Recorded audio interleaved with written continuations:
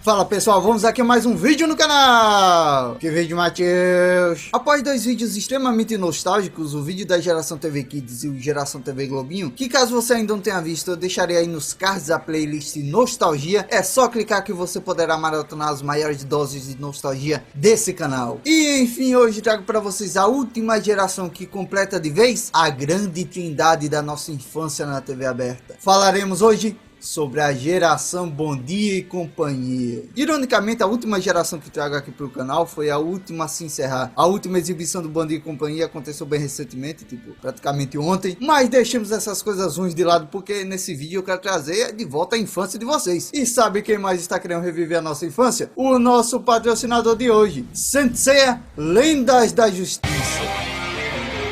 Saint Seiya Lendas da Justiça é um jogo de RPG de cartas para dispositivos móveis que fala sobre a série que marcou a era de ouro dos animes aqui no Brasil, Os Cavaleiros do Zodíaco. Um jogo de Saint Seiya para celular era tudo que eu prestigiava, Matheus. Então Saint Seiya Lendas da Justiça é o jogo perfeito para você, afinal de contas, esse é o primeiro jogo da franquia onde você joga na vertical. Já para jogar com a mão só? Lógico que dá, menino Aldebaran. Já para jogar o jogo em uma mão e ler o mangá na outra. Na verdade, nem precisa disso, pois Saint Seiya Lendas da Justiça reconta toda a história da saga clássica, com os nossos queridos Cavaleiros de Bronze, Seiya de Pégaso, Shiryu de Dragão, Ryoga de Cisne, Shun de Andrômeda e Ikki de Fênix. Pô, Matheus, um dos meus favoritos era o Ikki, só perdia por Aldebaran. E não é por menos, todo mundo que assistia Saint Seiya torcia e queria ser o Cavaleiro de Ouro que representava o seu signo. E aqui em Saint Seiya Lendas da Justiça não é diferente, afinal de contas, o jogo conta com todos os cavaleiros que vestem cada uma das 88 armaduras do Zodíaco. Todos os 88 cavaleiros, Matheus? E não apenas os cavaleiros, os golpes clássicos que tanto marcaram a nossa infância estão aqui de volta. Meteoro de Pégaso, pó de diamante, corrente de... melhor parar antes que alguém acabe ficando empolgado. Cólera do Dragão! E sabe qual é o melhor de tudo? Saint Seiya Lenda da Justiça é totalmente de graça, menino Aldebaran. Ei, você tá me ouvindo? Pera aí, Matheus, eu tô baixando Saint Seiya aqui no meu celular. E você aí também pode obtê-lo. Basta ir no primeiro link na descrição para baixar o jogo. Aguardo vocês no Saint Seiya Lenda da Justiça, meus amigos!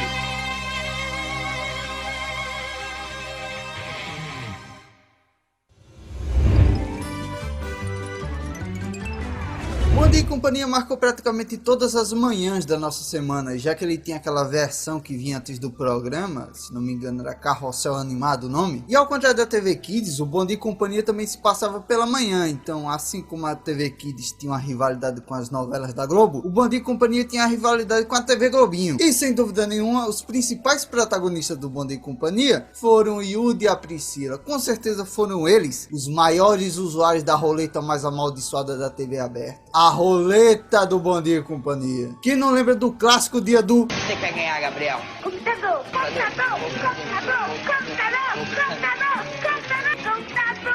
Você ganhou.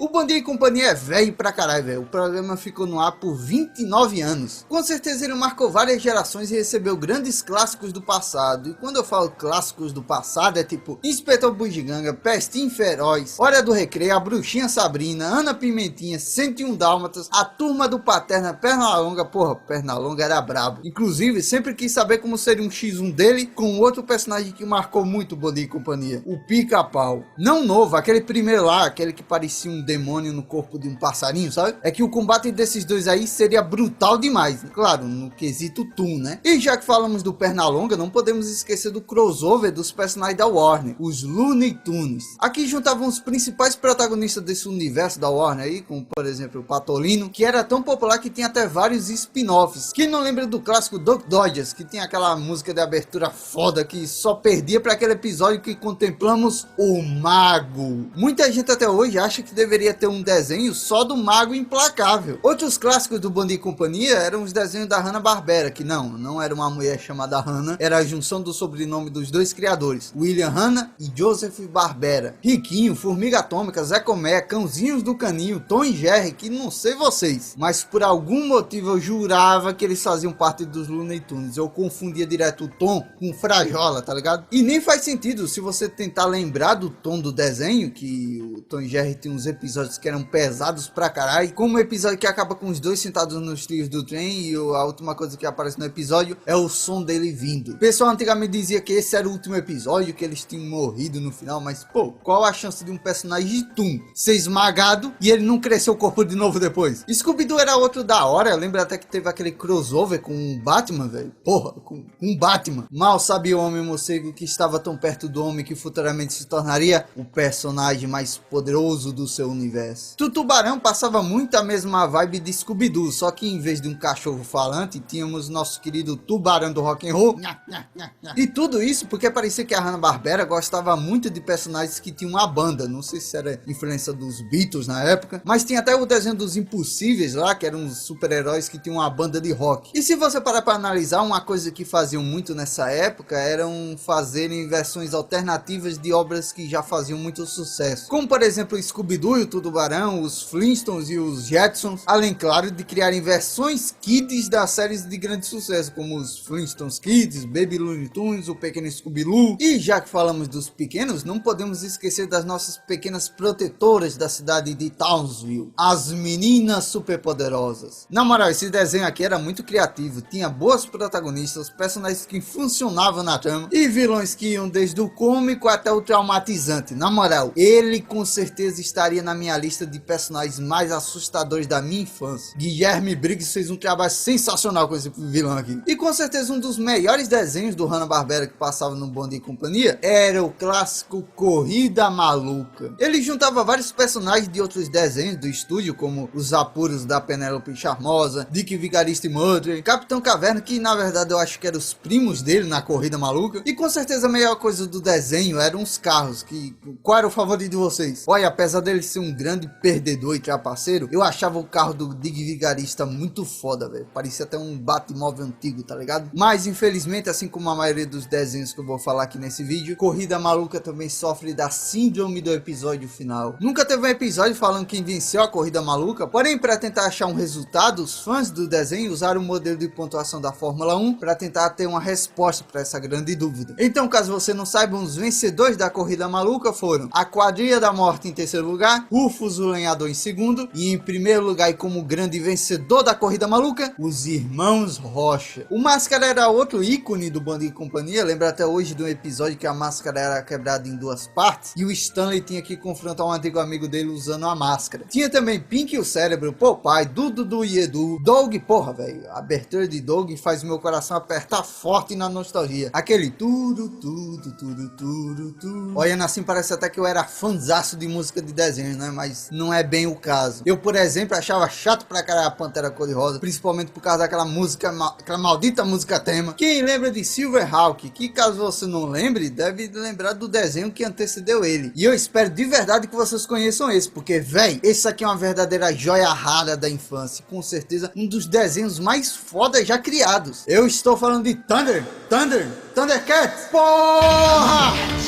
Na moral, isso aqui era um desenho foda pra caralho. Os personagens, o mundo, o design dos personagens, a animação. Meu Deus, e a abertura, velho. Começou ela, tocou o som da espada justiceira. Eu me sinto automaticamente envergonhado de mim mesmo, porque eu me arrepio todo como se fosse um dos Thundercats, sendo que eles são os maiores inimigos do meu vovô Murra. Inclusive, eu não só tive a honra de crescer assistindo Thundercats, como também de ver o remake de 2011. Pra mim, o remake conseguiu cumprir o seu dever. Ele pegou a série original e praticamente reformou para os tempos atuais. São os mesmos personagens, mas a história é outra, os desfechos também, mas cada um continuou bom à sua própria maneira, sabe? Pô, esse design mais puxado pro estilo do anime ficou muito foda, véio. E pra falar a verdade, eu me sinto muito feliz de estarmos vivendo a era dos remakes, porque a tendência é que a cada nova versão do desenho, ele fique melhor, né?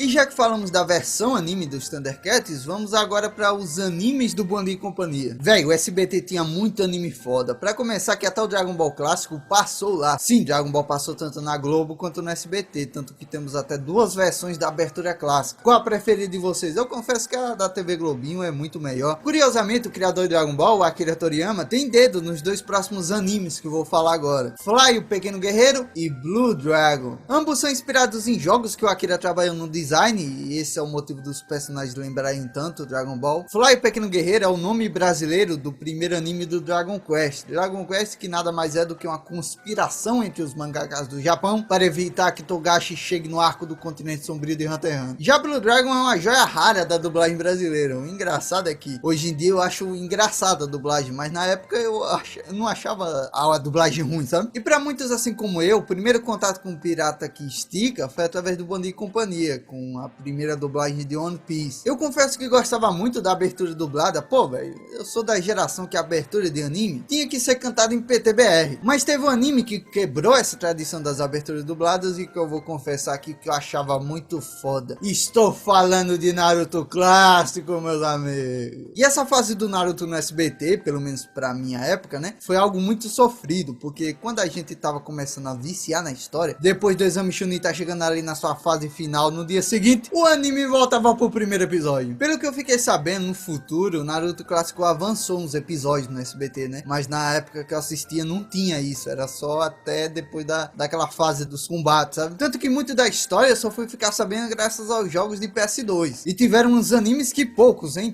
chegaram a ver. O anime do Street Fighter, Mega Man, Guerreiras Mágicas de Healing e até mesmo as meninas superpoderosas ganharam a sua versão 100% anime. E não é por menos, né? Elas eram os grandes ícones femininos do Bom Dia e Companhia. Eu mesmo não gostava, né? Afinal de contas, eu sou uma múmia alfa desde os tempos antigos. Barbie, Monster High, Polly Pocket, me poupem, né, mocinhos? Meu negócio era assistir desenho de mar. Sei que você vai querer ser uma Disney. É nítido que Clube das Winx conquistou uma parcela inesperada do público masculino. Eu mesmo não era chegado com as protagonistas, eu gostava mais das Trix lá. O design delas era muito mais da hora que as Winx, velho. Falo mesmo. E já que falamos de protagonista braba, não podemos esquecer da nossa querida Juniper Lee. Inclusive a música de abertura desse desenho, não sei vocês, mas eu imagino muito um pastor cantando ela enquanto tá exorcizando demônios, sabe?